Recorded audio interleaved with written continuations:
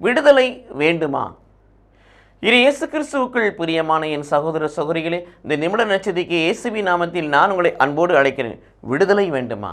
மனிதன் வாழ்வதே விடுதலை வேண்டும் என்பதற்காக, விடுவிக்க வேண்டும் என்பதற்காக, சுதந்திரம் வேண்டும் என்பதற்காக, எந்த ஒரு காரியங்களுக்கும் அடிமைப்பட்டு வாழாதபடி எல்லா காரியங்களையும் அவன் அடிமைப்படுத்தி வாழ வேண்டும் என்பதற்காக மனிதன் வாழ்கிறான்.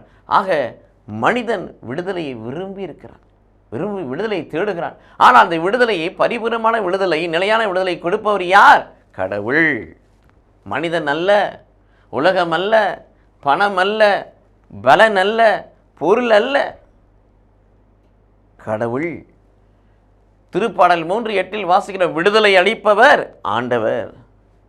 யோவான் நற்செய்தி 8:32 வாசிக்கிறோம், உண்மையை அறிவீர்கள், அந்த உண்மை உங்களை விடுதலையாக்கும்.